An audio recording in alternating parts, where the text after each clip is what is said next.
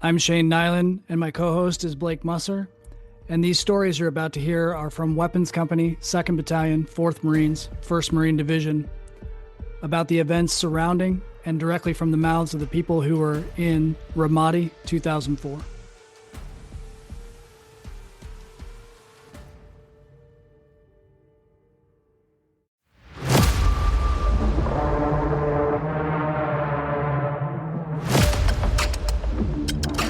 This is part 2 of our conversation with Jason Mosel from Mobile Assault Platoon 2. Yeah, and, we'll, kind of, going away from, it's using that as kind of like a springboard into, this next section that I'll talk about is kind of like the after effects, of it. And it's kind of to your point, Blake, where, it's funny because we were so young, especially myself, only being 18, and you have this understanding of what's happening over there and so on and so forth. But in the same breath, I'll just speak for myself. I didn't. And what I mean by I didn't is when I got back, when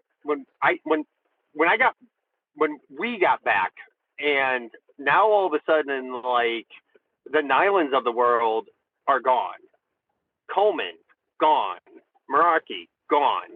All of a sudden, everyone we were with is now fucking dispersed with the kids that are left and this new chain of command. And it was a very interesting time for me mentally because again, just speaking for myself, I never really processed everything we went through, not just the political side of saying the mission and everything like that, but everything else, Morit, or the people that I killed, or the other people I saw killed, or all these things. Nothing was processed. It was just basically fucking October came around. We got back. We're all excited. We got shitty fucking drunk all the goddamn time. And it probably wasn't until Christ, I don't know, a few months after it where in my head you start to see kind of the cracks starting to form in that foundation of just mentally and everything. And it was a really rough patch because, man, and I could be misremembering, so anyone listening or you guys too, super apologies if I fucked this up and I'm just thinking about this the wrong way, but when we got back, there was no PTSD anything. Oh, no. There was none of that. There was. I vaguely remember being in a chapel or whatever, and them talking about very vaguely saying there's this thing called PTSD. If you have a problem, talk to the chaplain. And that was it. That was really all I remember of them ever saying anything about PTSD. But there was also still that kind of stigma of if you do go say something, you will be labeled a pussy. And so it was kind of this push and pull of what to really do. And it was weird because then, I forget how, maybe 6 months we were back before, we headed out to Oki for my second deployment, or the crew that came the second deployment over to Oki. And Oki, that's where fucking shit fell the fuck apart for me. I broke, and it went from just heavily drinking, because just not understanding the coping of everything that we went through. And yeah, I mean, it was and then it was in 2005 over in Oki when I tried to take my own life. I just basically, because I did end up seeing going to a chaplain, and I did, and they sent me to this fucking psych who was such a piece of shit. And he was such a piece of shit and did not help me whatsoever. But at the same time, I was getting a lot of flack from the chain of command. And it was it was a really weird thing to be in because at that point I was also a corporal. So now I'm a corporal with Marines underneath me trying to deal with all of this shit because, like, sure, I'm a corporal. I'm 19 fucking years old. And at 18 went through all of this and now dealing with that. And so long story short, like, it was rough. There was some shit being slung my way from, you know, guys we were in Ramadi with. The chain of command did not like me whatsoever because of all of that stuff. And, you know, it ended up where I got, I don't know if kicked out's the right way. It's the only way I can think about it, but kicked out of map 2. I was sent back to Pendleton early. And then, like, I started to see a psych over in Pendleton. And you want to talk about rough. Now I'm still in 2-4. They all come back from Okie and they take me and they shove me into map 1. And now map 1, except for 2 individuals there, basically were like, oh, great. We got the guy who's trying to get out of his contract for faking a mental issue and tried to kill himself. Fuck. Like, and so that was kind of like where I started with map 1 after Okie to try to build back up from that, which was rough. And a lot of the guys from map 2, there was a few that like would talk to me at that time, but not very many. And then a lot of them at that point coming back from Okie that were in Iraq with us that first time. Now they were getting out. And we had a new group of people coming in. So it was really weird. It was a very interesting time for me because now I'm in map 1 as a corporal, but treated like a PFC because of everything. Sure. Yeah, you're starting over again. Figure out. Yeah. And it was really rough. And I think what was like super interesting about it was kind of like building back up where there did come a time when we went back to Iraq on that 3rd deployment where, like, I think at some point there was something, and I don't know what it was, but people realized, like, oh, shit, Mozey was just trying to deal with something, not trying to get out of the Marines or, like, break a contract or fake a mental illness to get out or any of this other shit. And basically, like, it was still fucked up because then what I did at that time was, so I don't know what they're called. Obviously not the VA, but whoever, like, medical on when you're in the military. Yeah, like, Navy medical. Yeah, Navy med. So they just pumped me up with antidepressants and sleeping pills. That was it. Mm-hmm. Like, and so that's what I did. I was like, fuck it. If this is what I have to do to, you know, serve my time, then that's what I'm going to have to do. And I was just fucking strung out on Zoloft, Trazodone, and fucking a slew of other shit, you know, throughout whatever. And for whatever reason, I guess you can be cleared to go back to Iraq on all of it. You know, and so I just basically just kept getting my prescriptions and continued on all that way until, you know, after that 3rd deployment, finally, you know, getting the DD-214 honorable discharge, and off we go back here. And then, you know, I don't know, Blake, has Nyland told you, like, any of the things that I've done, like, in the recent years with, like, running and stuff like that? Yeah, he told me that you have gotten into kind of the ultra marathoning type, larger realm. So. Yeah. So, like, after, like, I got out and everything, and then we drove back me and my wife Amber drove back from California, and we're originally from Connecticut, and we get to Connecticut and we were just like, this place sucks, fuck this. And we just kept the truck packed and moved north. We just landed in Vermont. We knew no one, had no family or friends up here. We just ended up here. And but I still kind of like struggled because, like I said, it was just basically medicated. It was Zoloft, the Trazodone, the sleeping pills, and all that shit. And so I still never really caught that underlying issue or really faced it, to be honest. And it wasn't until I met this dude up this way, and he was psych. I just called him the Wizard, and he worked for the vet center, and he'd been working with vets since, like, Vietnam, I think, older dude, fucking solid as fuck. And he helped me fucking get off the antidepressants, which was great. But I then just got off the antidepressants and sleeping pills and started to fucking pound alcohol. Like, I mean, it was basically like I come home from work and just start drinking until pass out, wake up, slam down a screwdriver to settle the hangover, and then go to work, rinse and repeat. And then I started to have issues with my liver and all that other crap. And so in 2013, a buddy of mine that I met up in Vermont, like brought up, hey, like there's these obstacle course race, Tough Mudder, Spartan things. We should go try them out. And he got me to go because you always used to get a free beer at the end of it. So I was like, fuck it. Like I'll go for the free beer.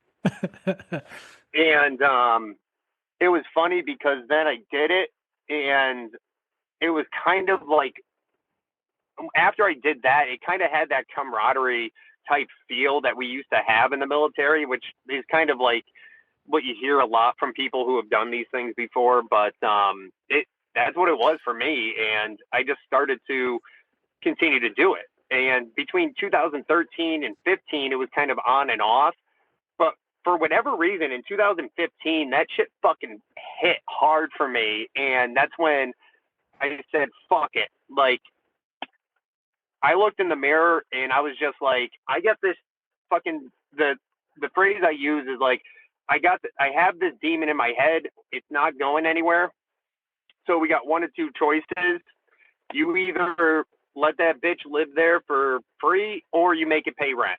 And I make it pay rent by doing incredibly hard workouts or runs. And that's what kind of projected me onto this path of like ultra running. So then I would just start being a fucking psychopath with like working out for these endurance events. And I would do Tough Mudder after Tough Mudder after Spartan after Spartan. And then that kind of went on to endurance events that, Spartan has like what they used to call hurricane heats, which are like 6 hour, 12 hour, 72 hour, the death race. And it's just doing dumb shit. Like you pick up a log, carry it up a mountain, bring it back down, that type of shit. And that was like good at the time, but then I got bored with it and I really enjoyed the running portion of it. So I was like, fuck it. Let's see like what happens to go run 100 miles. So I didn't know what I was doing. The most I had ever run up to that point was a 50K, so 31 miles, signed up for 100 and just went and just did the thing and absolutely fucking butchered myself. I had to go to the hospital because I got really bad trench foot that lacerated open and I had to go get it cleaned up and everything like that. But as brutal as that sounds, I was hooked like that. And so continued on like with my training.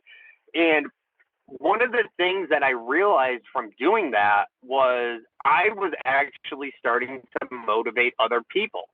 I was now getting letters, emails, people coming up to me, whether they were veterans or I think the most wild thing to me was one woman came up to me and not a veteran at all, but she was a sexual assault victim and how my story motivated her to just keep going another day.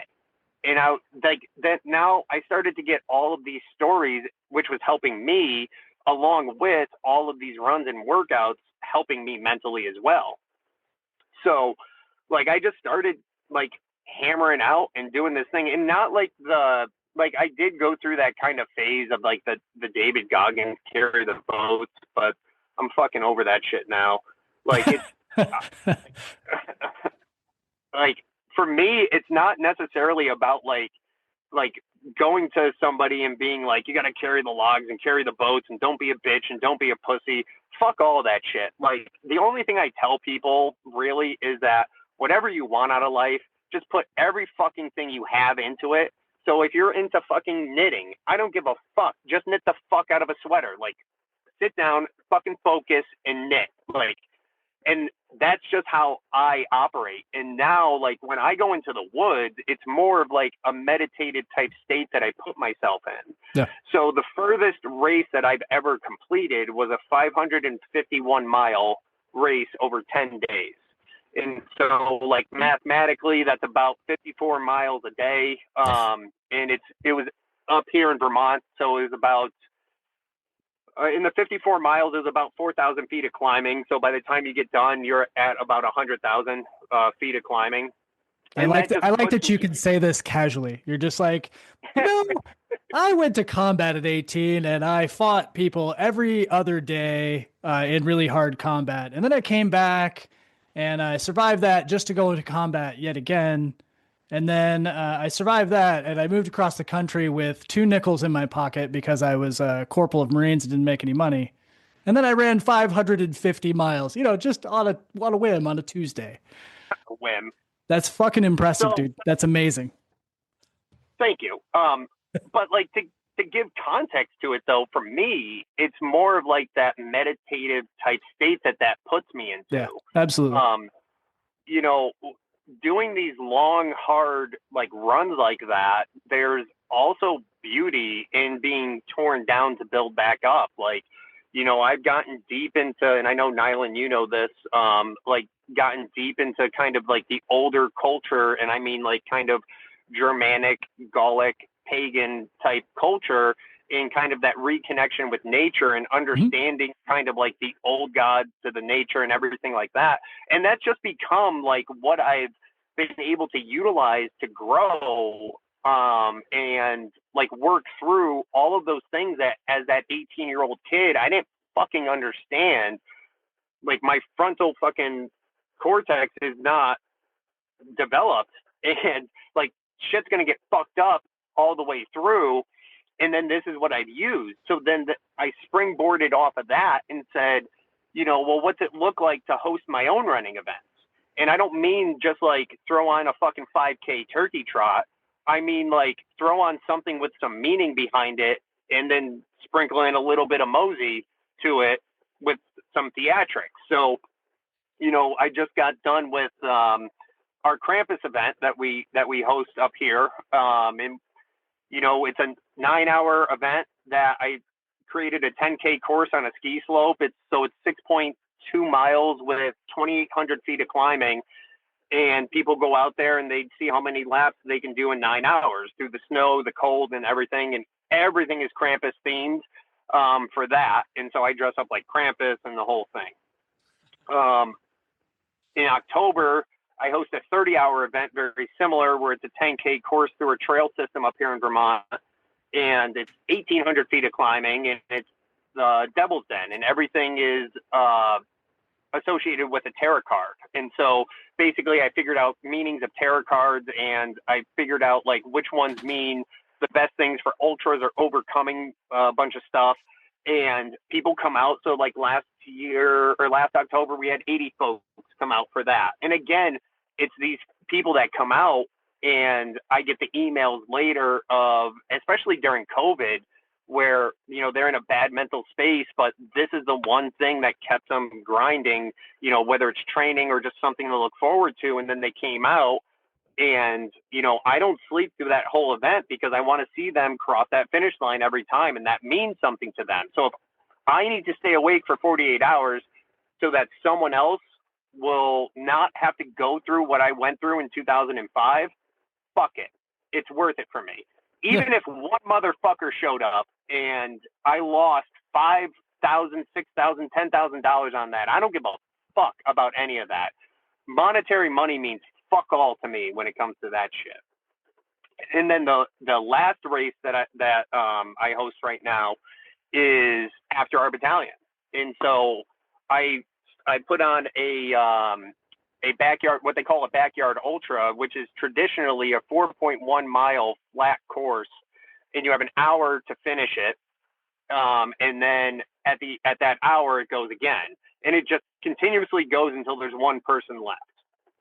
So what I did for this one, it's a small ski slope that does like amazing things for kids in our area, along with veterans. And I made a 1 mile course. and it goes up the ski slope, and then they traverse back down. And they have 20 minutes. Runners have 20 minutes to complete the 1 mile. And I started doing a ruck for that as well, where males carry 35 pounds and females carry 25 pounds, and they have a half hour to do it.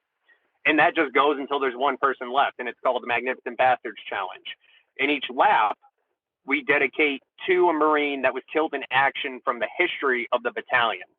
So everything for that one is Marine themed. And at the beginning of the event, I call out the names to everyone we lost in Ramadi. And I have boards up that basically will tell our story. So that, last year we had about 90 folks show up to that.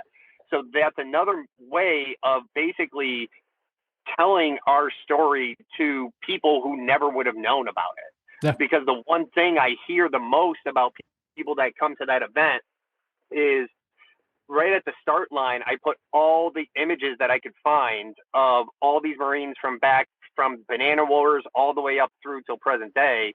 And I get all those images up there. And the one thing that people comment on is how young everybody is that has been killed from that battalion in these wars. Like, yes, there are like the Sergeant Major Ellis's sure. on there, but I would venture to say 95% of them didn't see 20. Like, that's fucking wild.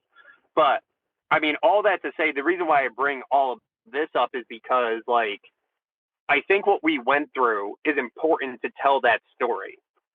But I also think that I've found that it's important to tell the after story as well of all of us. Like, 100%. every one of us has, like, their own thing. Maybe someone wasn't as fucked up as me, but they have their own fucked up thing. And I just feel as though, like, to get the whole story of what we went through in Ramadi, you need the whole fucking thing from before, during, and after. You're singing a love song to Blake. He's about to start talking and saying how important that is too. I can see it coming out of his mouth. But that's what he says too. So we had a weird, before you even showed up, we had a weird Okinawa deployment. And there's something about Okinawa that people don't realize either, just trying to hit on that, because it is important for the before and after, because that was the bookends of this deployment. Okinawa is exceptionally isolating, and it's a depressing place to be a Marine. Even if you're training and doing all that shit, it's terrible. It does terrible things to people. You have nothing but time to sit in your little Okinawa prison cell and think about anything that you don't like, because as many problems as you probably had after Ramadi with your Okinawa deployment, when we were there for the year prior on our previous deployment before we went to Ramadi, we had 10 people kill themselves? It was a fucking shitload of suicides. Like, and there was nothing going on, and people were killing themselves. And so it's just a very isolating place that if you've got anything going on, that's not where you would send somebody to make sure they were well. It is the most unwell place I think I've ever been into. And we were between me and Blake both, we were at a toxic level of drinking at that point as well in Okinawa. So it's the same thing. Like, you have nothing but time and alcohol, which is an awful place to be if you're having anything. Doesn't matter what it is. If you had a stubbed toe, it'd be a horrible place to recover, let alone traumatic brain injuries from IEDs, which you most definitely had, and any kind of post-traumatic stress. It was, I mean, I don't need to repeat exactly what you said. It's just a pressure cooker. There's no relief. And so definitely sharpened a couple edges of people, because not only were there the suicides, but then there was, I mean, I can't remember what the number was of the people that we left behind, either in Japanese jail or the brig, because of the things that went down too. Yeah. Lots of legal issues.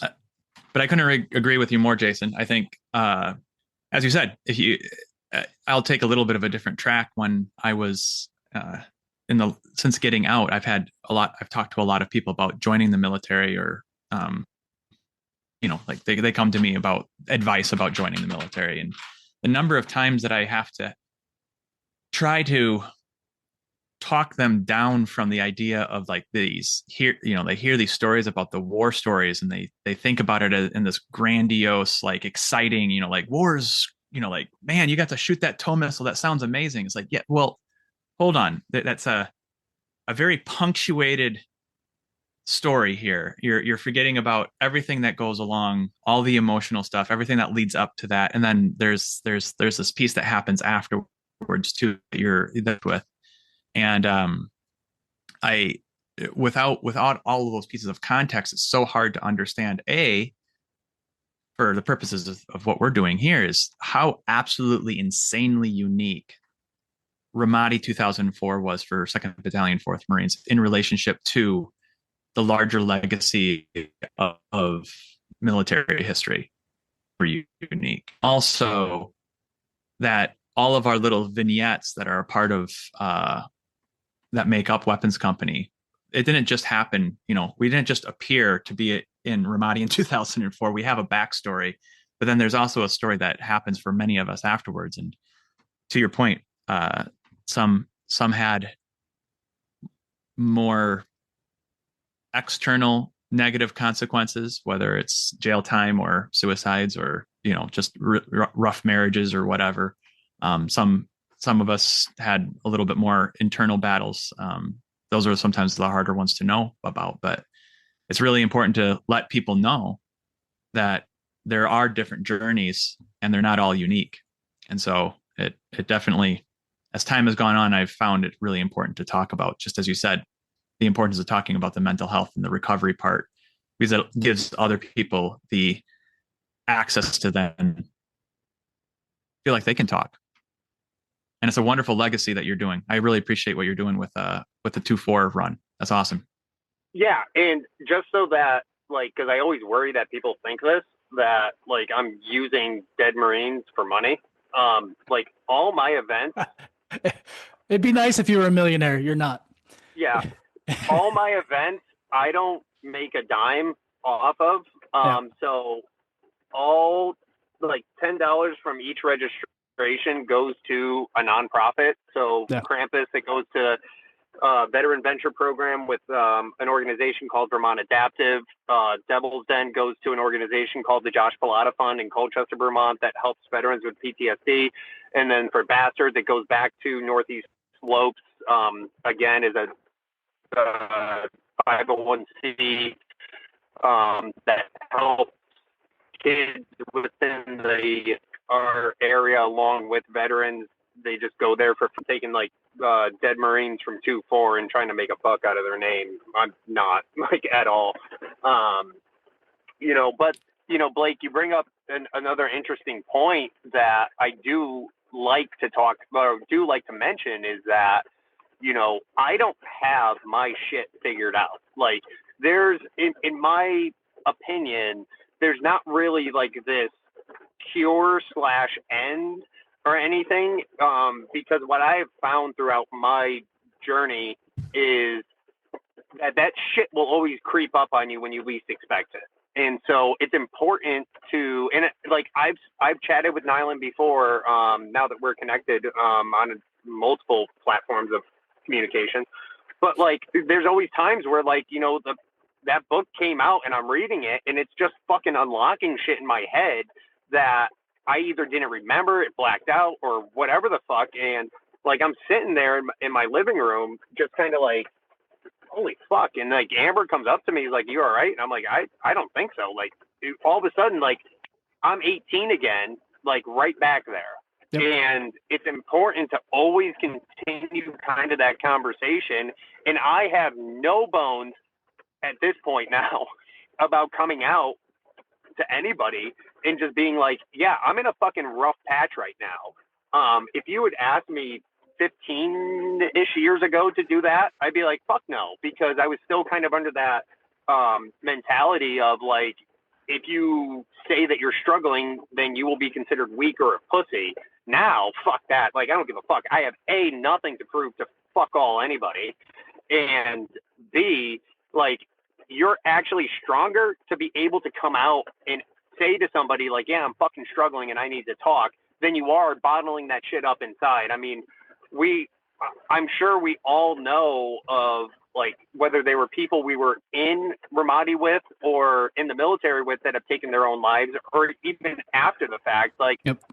That's, I just had a close friend of mine take his own life last January. it's it's always something that like we have to stay cognizant of, and there is no fucking shame in the world of coming out and being like, I need to talk, or I need help, or I need something. Like, it's kind of that same phrase that I know we've heard a lot, where it's like, I'd rather sit and listen to you talk than sit and listen to your eulogy at your funeral or whatever. Yeah, there's something nice about being 40 plus, in that you can stop caring about a little bit of the machismo shit, where it's like, oh, you're going to be a pussy if you say like, I'm having a bad day. Like, you know, I don't really give a fuck. I've done all the things that'll prove all, you know, my resume speaks for itself. I don't need anybody's accolades as far as that goes. I'm okay with saying like shit's been bad in the past. And I'm glad you are too, actually. And it sounds like you've found a way to at least translate that to something useful. I'm going to bring you back. I'm going to bring you back to 2004 just a tiny bit. And on a good note, because we're coming up, we've been talking about an hour and a half. I'd like to bring you back on a good note.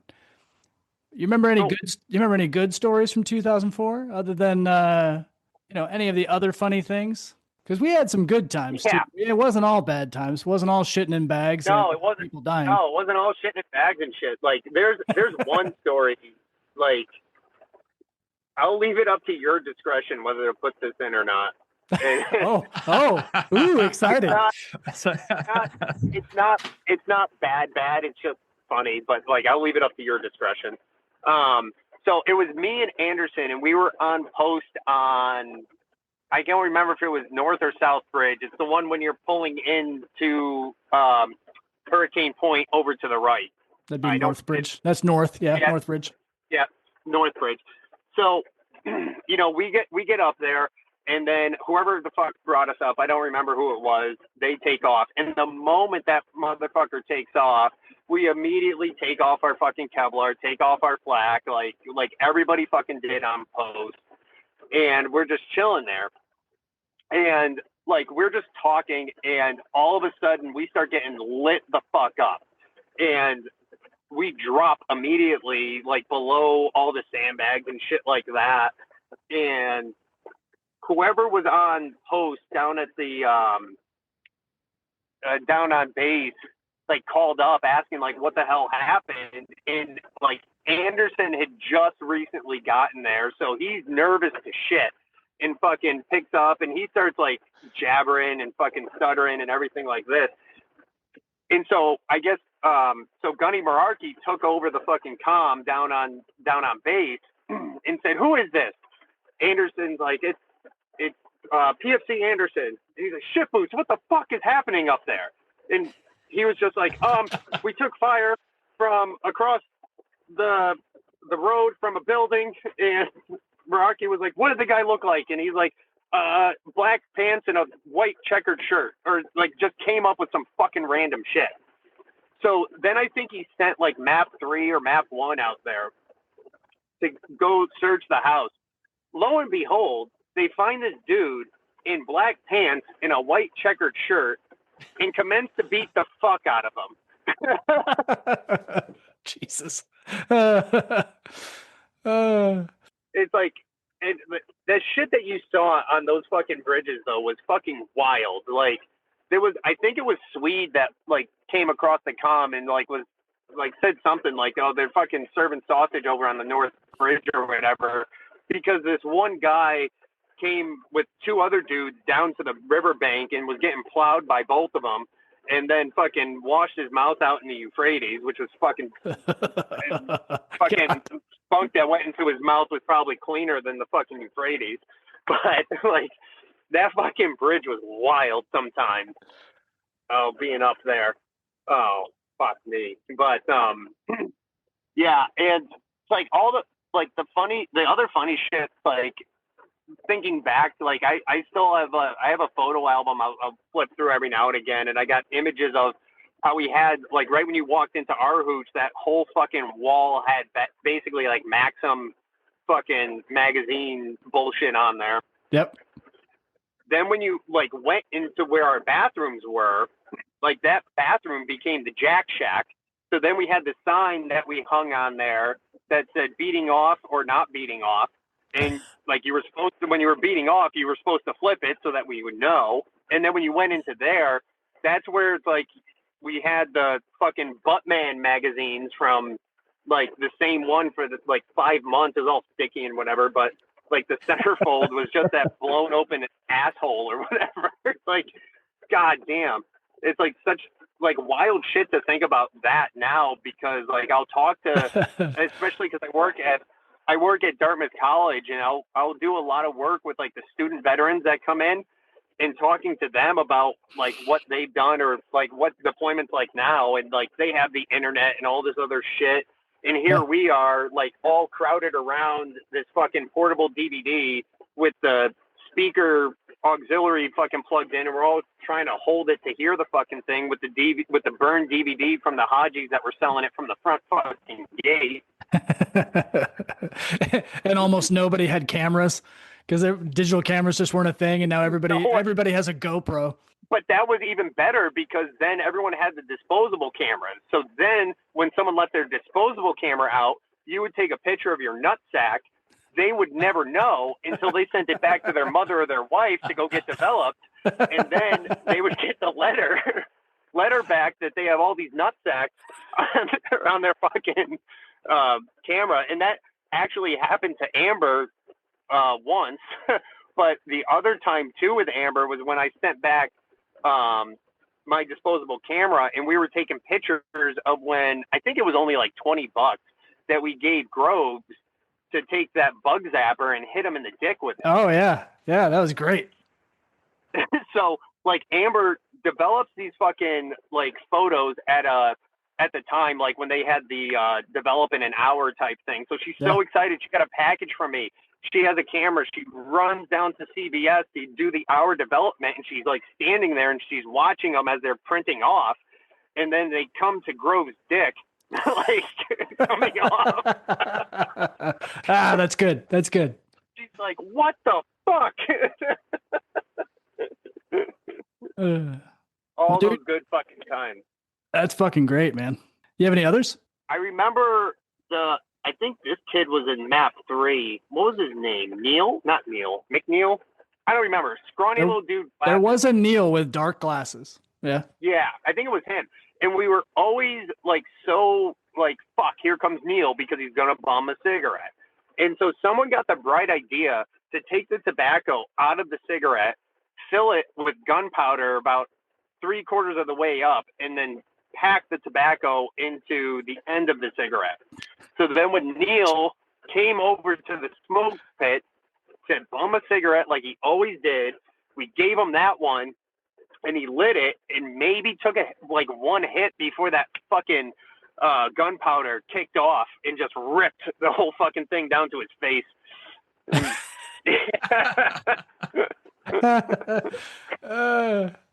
That's awesome. Yeah.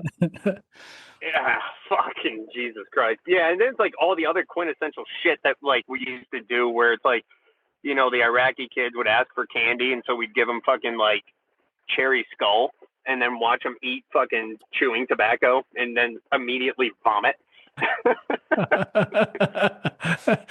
That's fucking terrible. And then wonder why when we're driving by they're throwing rocks at us. Yeah, they change their minds. Yeah. But I mean, for all in all, with all the bullshit though, like with everything that happened in war, like everything that happened after and everything like that, like, man, there's something about that like brought, like, there's like a connection that's like, I mean, it's kind of like a coin of phrase to say brotherhood, sisterhood, and all this shit, but like, there's definitely something to that. When you go through all of these things, in like, whether it's all the funny shit, the bad shit, like all of that, man, there's this fucking connection that like we all now have like together to be in that suck. And it's fucking like just, it's undescribable, but it's like we're such a small community. Like, and I never really realized that until you get out, and then you're kind of just in the civilian world looking around, and you know, you're saying half the fucked up shit that we used to say, you know, in the hooch in the barracks or whatever, and people are looking at you like you're a fucking psychopath. It's like, fuck, man.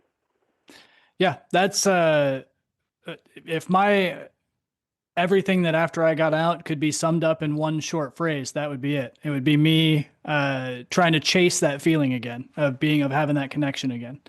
Literally, that's all I've been looking for 20 years, and I think that's true of a lot of people. You get to be, well, at least this is just my opinion. You get to be the most realistic version of yourself, and when you're in a Marine Corps infantry unit, you can say anything, and it's not that weird, right? You know the guy who has some weird sexual fetish. You know a guy who likes weird food.